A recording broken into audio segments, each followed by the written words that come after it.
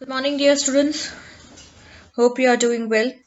Today we are here with our social science topic, that is chapter 5, Movement Towards Independence, part 3. As we all know that we have already done part 2, right? And we have learned a lot about the movements towards independence. Okay, we have seen lots and lots of movements, right? And we have seen the Gandhian era also, and we are still on it. We have learned about the Dandi March, right? It's a fact, and whatever happens during this march, because to break the salt law, then we have seen that it is a part of civil disobedient non-cooperation movement, right? Then quit India movement, which was started in 1942, right? So we have learned many movements towards independence, that what kind of hard work Indians had done to get independence, and with how much struggle, right, we have got our independence, so we should always value for it. So let's now start with part 3, and let's learn more such types of movements. So we have already learned about many things, quit India movement, right? Now we'll study harmful activities during quit India movement. Quit India movement 1942 को start हो गया, कि अब Britishers को हमने बोल दिया कि इन्हें इंडिया छोड़ के जाना ही होगा. We have seen that Gandhiji have already given a slogan, that is do or die, करो या मरो. कि ये according to Gandhiji, he said that this is our last fight for independence, और जो जी जान लगा सकते हो इसमें लगा दो, do or die. राइट, तो इसके कुछ हार्मफुल इफेक्ट या हार्मफुल एक्टिविटीज भी हुई इस वक्त विद इंडिया मूवमेंट्स के वक्त. Let's see what type of activities happened. Anger against British government was being expressed from every nook and corner of the country, because Gandhiji had given a call to the country, to the Indians, right, that this is our last fight for independence. He thinks so, that we hope that this is our last fight for independence. So just do whatever you can able to, right? That's why he gave a slogan, do or die. Okay, now this is the last chance, and give your 100%. Fine. So after such a call, we found what, कि India में जितने भी Indians थे, हर एक नुक और corner में, there you can found angerness against British government. Okay, or and they are expressing its angerness in many ways. तो कंट्री के हर एक नुक और कॉर्नर में ब्रिटिश गवर्नमेंट के अगेंस्ट एक गुस्सा था, और उसे तरीके से अलग अलग तरीकों से, in many ways it is being expressed. Suppression against peaceful people by the Britishers led to a violent situation, as people not only ransacked the post office, telegraph departments, police stations, railway stations, government buildings, schools and college buildings, railway lines, bridges, roads, but looted the assets and set on fire the government properties. अब जैसे मैंने कहा that the angerness against the British government was being expressed in many ways, and some of the ways were कि एक suppression जो चल रहा था against peaceful people by Britishers, right. So बहुत सारे वायलेंट सिचुएशंस भी, ऑब्वियस है कि ब्रिटिशर्स भी इस सिचुएशन को अंडर कंट्रोल करने के लिए, इस मोमेंट को सप्रेस्ड करने के लिए, दबाने के लिए बहुत कुछ वायलेंट मेजर्स ले रहे हैं. बट उसके सामने लोगों ने भी ऐसे बहुत सारे वायलेंट मेजर्स लिए, जैसे लोगों ने पोस्ट ऑफिस जलाना शुरू किया, टेलीग्राम डिपार्टमेंट ले लो, पुलिस स्टेशन ले लो, railway station, whatever we have raid, right, वो सारी गवर्नमेंट प्रॉपर्टीज को जलाना शुरू कर दिया, यहाँ तक कि गवर्नमेंट के एसेट्स को लूटा गया, उनके वेपन्स को. वी हैव लर्न के कैसे आजाद ने काकरोली ट्रेन लूटी थी, ठीक है, और उसमें गवर्नमेंट के बहुत सारे वेपन्स और सोना जा रहा था. फाइन. और ये लूटने का कोई और मकसद नहीं था, इट्स जस्ट कि हमारे पास कुछ वेपन्स आ सके, हमारे पास कुछ पैसा आ सके, जिससे हम और वेपन्स खरीदने में या इस मूवमेंट को और स्ट्रॉन्ग करने में लगा सकें. There was no any such of negative intents behind it. Okay, so in this railway incurred the heaviest losses, और इसमें रेलवे में बहुत losses ब्रिटिशर्स को फेस करना पड़ा. In many of the areas people used bombs, और बहुत जगहों पे बॉम्ब्स को भी यूज किया गया है. You can see a picture here, it's given. It's written knocked down demonstrators during the Quit India movement, August 1942. You can see the situations कितनी worst और कैसी situation है कि लोग ऐसे पड़े हुए हैं. मतलब क्विट इंडिया मूवमेंट के वक्त क्या कुछ नहीं हुआ. It shows here. Failures of the government in crushing the struggle. Now, government had played many role, right? Obviously, they want to crush the struggle anyhow, right? That is the in a we can say the hook or a nook, but they want to crush this struggle anyhow. Otherwise, there would be the end of this quit India move. Sorry, there would be the end of rule in our country now, right? They couldn't be survive anymore in our country, so they also have taken lots of measures against failures. So let's read it out कि government ने क्या क्या steps लिए to crush such a type of struggle. See, the government tried to suppress the movement with hard hands. Obvious है. They also want to suppress such movements so that के वो ज़्यादा time तक India में टिके रह सके. They also want to rule India for many more years. But शायद ये पॉसिबल नहीं था. But even though they have given their 100% to crush the struggle, and we can see the harsh struggle. Okay, the struggle started from a small end to a large extent by ransacking government system. ये struggle बहुत छोटे से तरीके से शुरू हुई थी और इसका जो रूप आगे बना it was a quite large, बहुत एक्सटेंड हुआ यहाँ तक कि गवर्नमेंट सिस्टम को हिला सके. इतना ये बड़ा स्ट्रगल बना. More than 70,000 people were imprisoned, 538 gunshots were fired, 1,028 people lost their lives, 3,200 people were injured.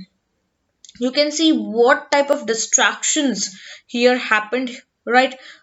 During this struggle, 70,000 लोगों को imprisoned किया. They were being jailed. Jail में डाला गया 70,000 people. 538 गनशॉट्स हुए, इतने लोग शायद मरे. 1028 सॉरी गनशॉट्स यानी सिर्फ फायरिंग और वो सब हुआ. 1028 people lost their lives. They were killed, or we can say they were martyred. 3,200 people were injured. So this was the scenario, we can say, or the picture of harmfulness of quit india movement, right? कि quit india movement के वक्त क्या क्या harm. See, both the parties have to face such types of harms. Okay, थोड़ा बहुत Britishers ने और Indians ने भी. Means what type of struggle they had done, ये बताने की कोशिश है यहाँ पे. Students were injured in gun shot specially in Ahmedabad and Patna. Ahmedabad और पटना की ऐसी बहुत सारी कॉलेजेस जो उस वक्त तक की है और अभी भी वो कॉलेजेस है कुछ, वहां पे स्टूडेंट्स ने भी स्ट्राइक किया था, बहुत कुछ किया था, जिसमें बहुत सारे स्टूडेंट्स भी इंजर्ड हुए थे गन शॉट्स में. ठीक है, एंड अहमदाबाद और पटना दोनों की. A unique political consciousness was created among the people. एक अलग सी ही ये कॉन्शियसनेस, ये पॉलिटिकल कॉन्शियसनेस शायद लोगों में कभी थी ही नहीं. आज वो जागरूक हुई है, हर एक लोगों में वो दिख रही है. This movement gave clear warning to the British. ये मूवमेंट ने क्लियर वार्निंग दे दिया ब्रिटिशर्स को कि अब वो कुछ भी कर ले. अब चाहे वो लोगों को मार डाले, चाहे वो लोगों को जेल में डाले, चाहे उनके लीडर्स को जेल में डाल दे, but Indians are not going to stop any more. अब इंडियंस रुके ऐसी कोई संभावना नहीं है. दिस पिक्चर कहीं ना कहीं ये एक अलार्म था ब्रिटिशर्स के लिए कि अब उनका टाइम बहुत कम है यहाँ पे. And a message to a world at large that India can not be enslaved anymore. और ये पूरे वर्ल्ड के लिए एक मैसेज सेट हो गया था because of such types of quit India movement, whatever happened in that, no doubt. कहीं ना कहीं हम अभी भी 100% यहाँ पे हमें we can say सक्सेस नहीं मिला because we got independence in 1947, but it is a type of alarm for the government कि अब उनका टाइम खत्म हो रहा है इंडिया में. और ये वर्ल्ड को भी हमने बता दिया कि अब इंडिया ज्यादा दिनों तक एनस्लेव्ड रह के नहीं रहेगा. The struggle really signaled by people of India to Britishers to quit India. ये सिग्नल था ये जो स्ट्रगल हुआ, ये ब्रिटिशर्स के लिए सिग्नल था कि अब उनका वक्त आ चुका है, they have to leave India anyhow. The people of India now wanted full independence. अब लोग डोमिनियन स्टेटस नहीं चाहते, they don't want dominion status, now they want complete independence. वो जो होगा देखा जाएगा, बट वो अपनी कंट्री को खुद रन करेंगे, they don't want any foreigners to run their country. The amendment for dominion status was almost invisible by the struggle. इस स्ट्रगल के बाद से शायद पहले हम कहीं ना कहीं एक डोमिनियन स्टेटस के लिए पहले डिमांड कर रहे थे, वो डोमिनियन स्टेटस आज गायब हो चुका है। Dominion status I can say कि ब्रिटिशर्स के अंडर में हम अपनी गवर्नमेंट बनाए और उनके हिसाब से हम अपनी गवर्नमेंट को रन करें, but Britishers will be there. एक ऐसी डिमांड कभी हमारी रही थी, but after such types of movement जो हुआ, देन आफ्टर ऐसा हो गया कि ये डोमिनियन स्टेटस ऑलमोस्ट इनविजिबल हो गया। There was no such demand now at all, and the only demand is complete independence. Complete, कोई dominant status हमें नहीं चाहिए।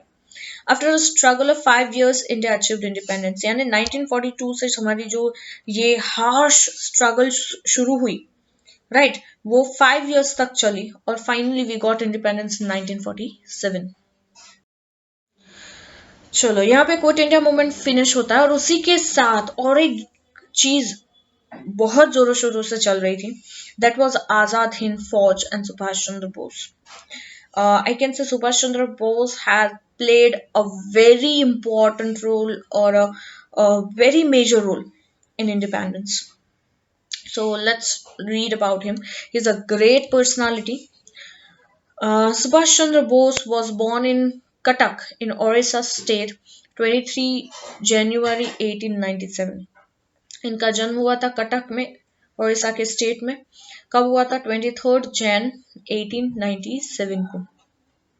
His father, Rai Bahadur Janakinath Bose, was a government lawyer in British judiciary. इनके जो father है उनका नाम था राय बहादुर जानकीनाथ बोस। ये गवर्नमेंट लॉयर थे, ठीक है, वकील थे ब्रिटिश जुडिशरी के। ब्रिटिश जुडिशरी के अंडर ये गवर्नमेंट लॉयर थे। His mother, Parvati Devi, was a philanthropist.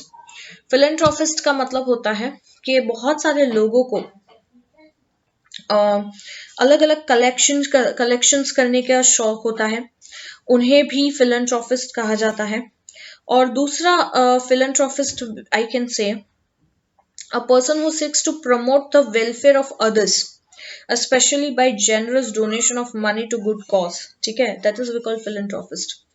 Okay, so एक something of collection we can, जैसा मैंने कहा कि किसी को कलेक्शन करने का, तो फिलेंथ्रोपिस्ट यहाँ पे collection, what type of collection you are doing.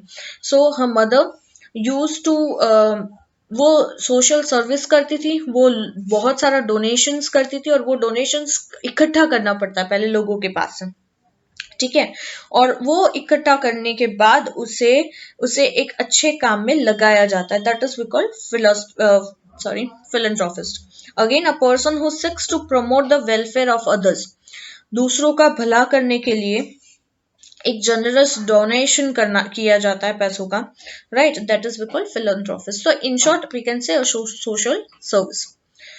Prediction was that this Bengali lad will become sincere servant of Britishers.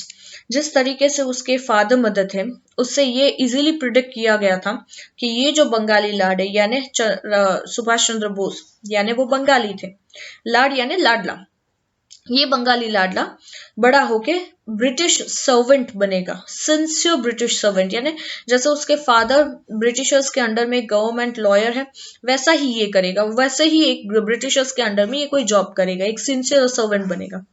But he went on to become a staunch freedom fighter against British Empire. But ये बिल्कुल उल्टा हुआ। Instead वो freedom fighter एक बहुत ही staunch, यानी बहुत ही खूंखार टाइप के वीकेंड से, और सबसे अलग, सबसे मतलब ब्रिटिश एम्पायर से कंप्लीटली अगेंस्ट थे, ऐसे फ्रीडम फाइटर्स बने कि वो कुछ भी करने को तैयार थे for getting freedom. A die-hearted freedom fighter, we can say staunch means. After passing examination with good marks from Calcutta's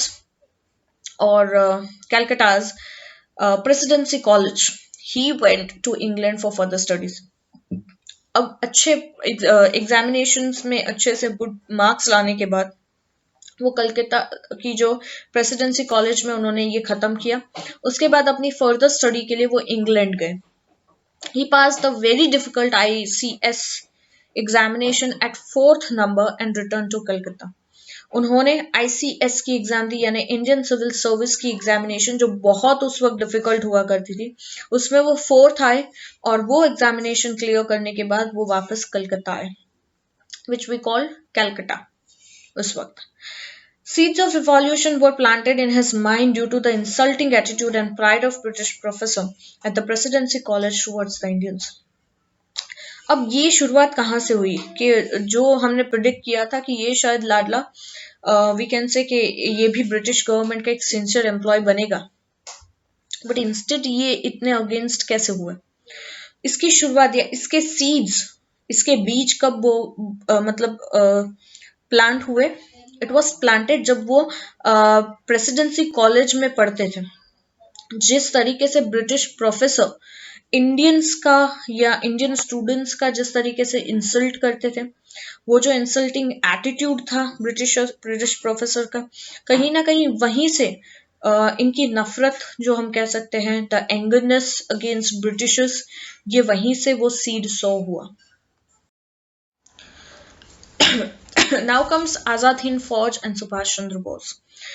आजाद हिंद फौज, जिसको हम कहते हैं इंडियन आर्मी, राइट, ये जो आजाद हिंद फौज थी, ये और सुभाष चंद्र बोस का एक बहुत ही ग्रेट कनेक्शन है, क्योंकि आजाद हिंद फौज नहीं तो सुभाष चंद्र नहीं, और सुभाष चंद्र नहीं तो आजाद हिंद फौज नहीं।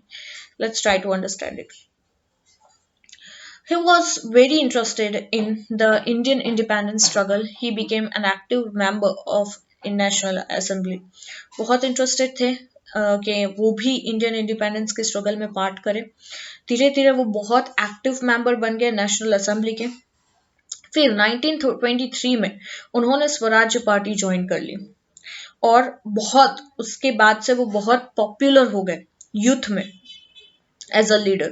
तो वो यूथ के लीडर हो गए, हम कह सकते हैं। Then he was in the top in civil disobedient movement, और सिविल डिसोबीडियंट मूवमेंट जिसमें दैट वाज दांडी मार्च उसका पार्ट था सिविल डिसोबीडियंट मूवमेंट का, उसमें भी वो सबसे आगे थे and therefore gelled many times in 1938। और उस वजह से सिविल डिसोबीडियंट मूवमेंट में वो सबसे आगे होने की वजह से बहुत बार 1938 में वो बहुत बार जेल भी गए। At the young age of 41, he was elected as president of Congress convention at Haripura, Surat, and showcased his ability. Usually president की पोस्ट के लिए इनकी ये सबसे यंग एज थी उनकी, वो सिर्फ 41 years के थे जब वो प्रेसिडेंट की पोस्ट के लिए इलेक्ट हुए। कहा? कांग्रेस कन्वेंशन जो हरिपुरा में था, सूरत में, और अपनी काबिलियत यहाँ उन्होंने प्रूव कर दिखाई। फिर उन्होंने कांग्रेस छोड़ दी because there was a difference of opinions with Gandhi ji. Gandhi ji के और सुभाष चंद्र बोस के ओपिनियंस काफी अलग थे। जैसे मैंने आगे भी एक चैप्टर में आपको समझाया था, आई थिंक फोर्थ और थर्ड और फोर्थ चैप्टर में वी हैव डिस्कस्ड कि कांग्रेस दो पार्ट में डिवाइड हो गया था। One was moderate and other was extremist. Moderate वो थे जो गांधी जी के उसूलों पे चलते थे, राइट, जो वीकेंड से गांधीगिरी जो करते थे वो सब मॉडरेट थे। एक्सट्रीमिस्ट वो थे कि वो चाहते थे 40 और टैट, कुछ भी करना पड़े, but they want independence. Violence करना पड़े, ब्रिटिशर्स के अगेंस्ट जाके जो भी करना पड़े वो करेंगे, बट वो एक टॉर्टोइस की स्पीड में इंडिपेंडेंस नहीं चाहते। गेटिंग? सो ऐसा ही कुछ इंडिफरेंस ऑफ ओपिनियन हुआ बिटवीन गांधी जी एंड सुभाष चंद्र बोस, जिसकी वजह से सुभाष चंद्र बोस ने कांग्रेस छोड़ दिया और उन्होंने, सुभाष चंद्र बोस ने, एक दूसरी पार्टी एस्टैब्लिश की जिसका नाम था फॉरवर्ड ब्लॉक। ठीक है, so forward bloc, a party which was established by Subhash Chandra Bose, okay, to awaken plebiscite against Britishers. He traveled most of the regions of India. अब लोगों में एक टाइप ऑफ जागृति पैदा करना, राइट, या आई कैन से के प्लेबिसाइट का मतलब मैं बोलूँ कि the direct vote of all the members of an electorate on an important public question such as a change in the constitution, right, यानी a type of जागृति, जैसे मैंने कहा कि एक awaken लाना लोगों में। ब्रिटिशर्स के अगेंस्ट अगर आपको खड़ा रहना है तो आपको पॉलिटिकली वो एक स्ट्रॉन्ग पॉइंट रखना पड़ेगा, राइट। तो लोगों का वो वोट इकट्ठा करना कि उन्हें कोई कोई टॉपिक है उसे चेंज करना है या व्हाटएवर। ब्रिटिशर्स के अगेंस्ट तो ऐसा बहुत कुछ था। तो उन्होंने इंडिया के अलग अलग रीजन में ट्रैवल्स किया, लोगों को समझाया कि क्यों हमें ब्रिटिशर्स के अगेंस्ट जाना चाहिए। तो वो प्लेबिसाइट उनके अगेंस्ट क्रिएट करने की कोशिश की, एक लीगली कि आपके ब्रिटिशर्स के अगेंस्ट हम ये चाहते हैं, तो ऐसे कितने लोग हैं वो चाहते हैं, ये लोगों में जागृति लाने की कोशिश की। He was arrested under the Indian Defence Code and imprisoned, और इनको इंडियन डिफेंस कोड के तहत अरेस्ट किया गया था और जेल में रखा गया। During imprisonment he was ill treated, और जब वो जेल में गए तब उन्हें बहुत बुरी तरीके से ट्रीट किया गया, राइट। और जिसकी वजह से वो काफी हद तक बीमार भी रहे, राइट, और बहुत परेशान रहे वहां पे।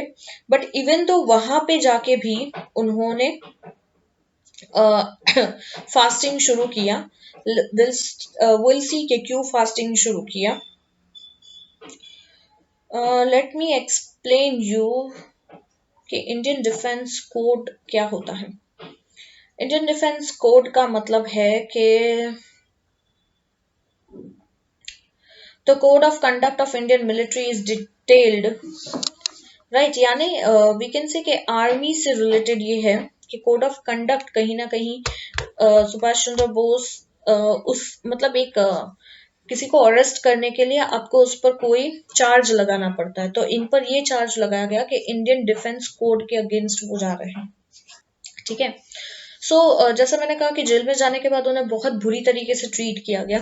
ही was imprisoned at his place of residence as his health was deteriorating since he was fasting on to the death.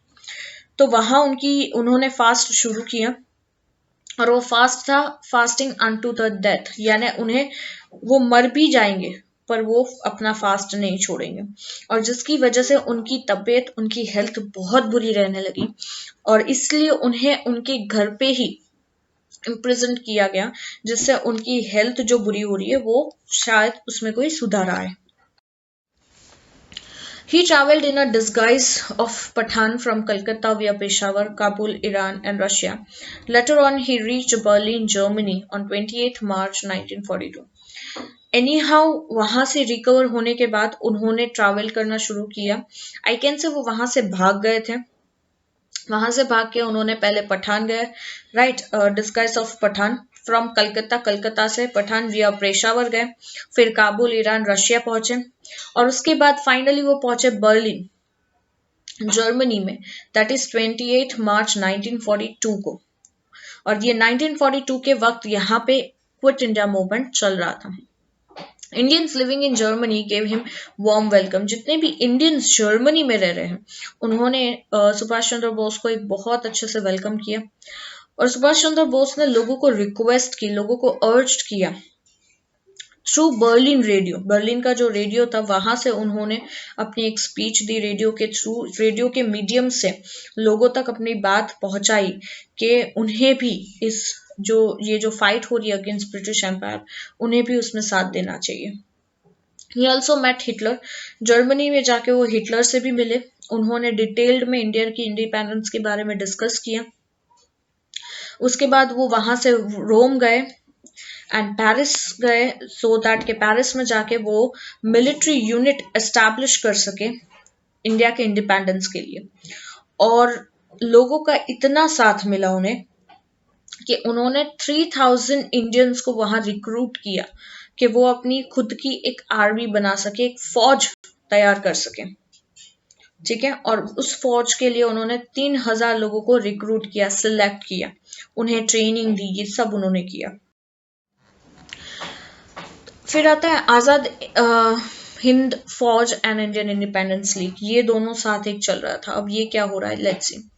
Ras Bihari Bose, a revolutionary living in Japan. रास बिहारी बोस अब फेमस पर्सनालिटी है ये, और अ ग्रेट रिवॉल्यूशनरी है ये, Japan में उस वक्त रहते थे.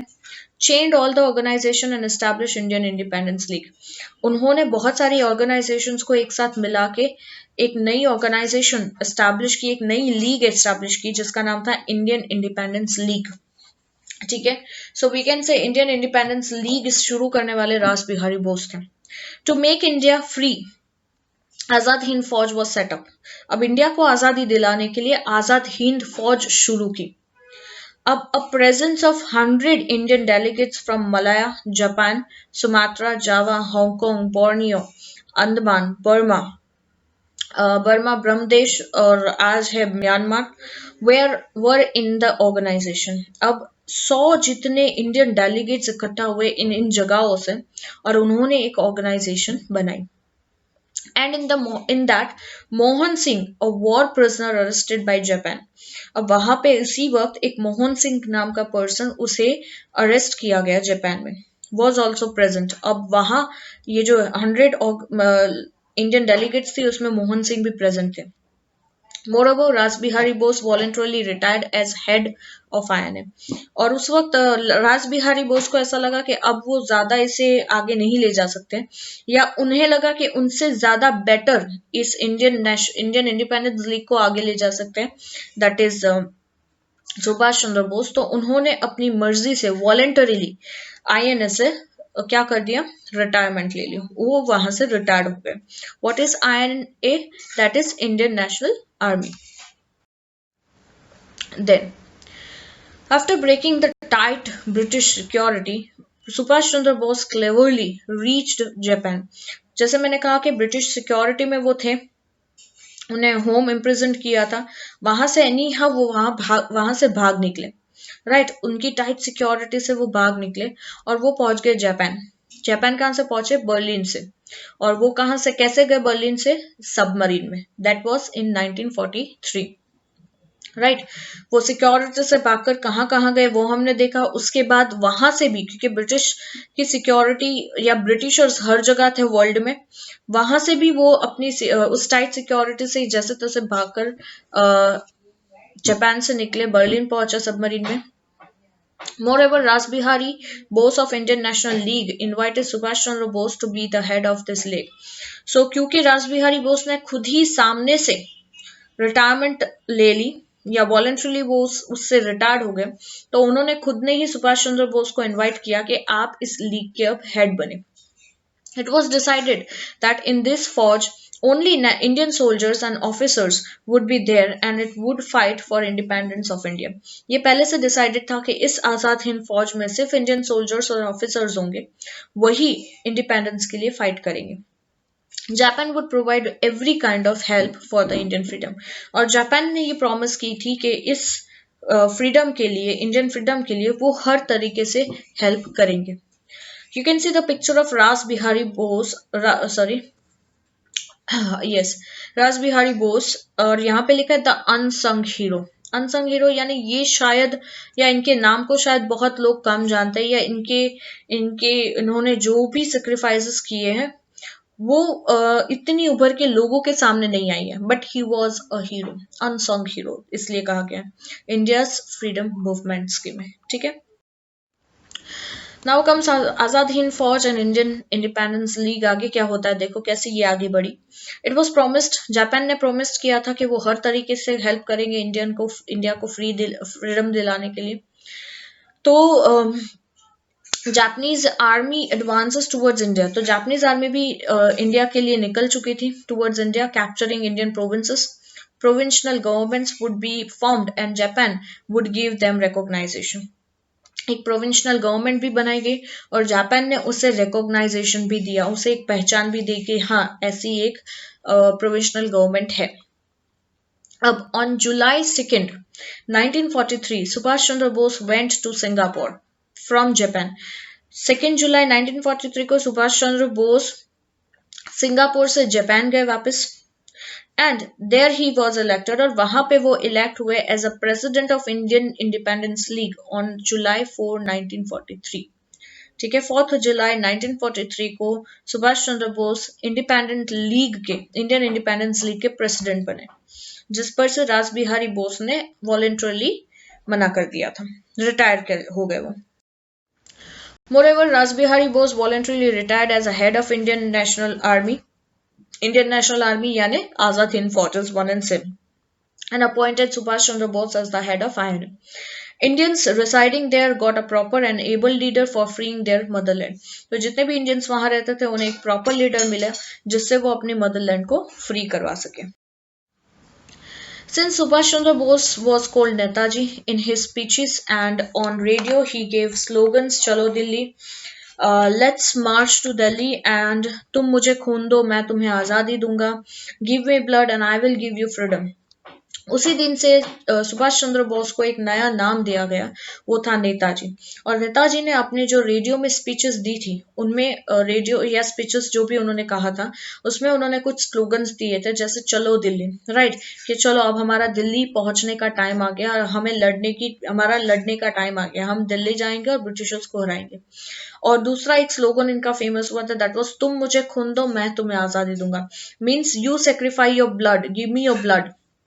तुम अगर एज अ आर्मी ऐसे ज्वाइन हो रहे हो इंडियन में, आप मुझे साथ दो, मैं श्योरली आपको फ्रीडम दूंगा. Give me blood, I will give you freedom. With he skilful guidance he formed the parallel government. उनके स्किलफुल बहुत होशियार तो थे, उनके गाइडेंस से एक पैरेलल गवर्नमेंट बनी. He tried to convince and urge the Indian residing in Southeast Asia to sacrifice everything for the struggle of independence of India. यहाँ तक कि एशिया में जितने भी इंडियंस रह रहे थे साउथ ईस्ट एशिया में, वहां जाके भी उन्होंने बहुत सारे इंडियंस को रिक्वेस्ट की, उन्हें कन्विंस किया कि वो हर सब कुछ अपना सेक्रीफाइस कर दे इंडियन इंडिपेंडेंस के लिए, उस स्ट्रगल के लिए. So today is up till here. In next lecture will discuss कि आगे क्या होता है, आजाद हिंद फौज कैसे इंडिया में एंटर होती है, जापानीज कैसे हमें हेल्प आउट करते हैं और आगे हमें इसमें सक्सेस मिलता है नहीं मिलता, विल स्टडी और will see in the next lecture. Up till bye bye, take care all of you.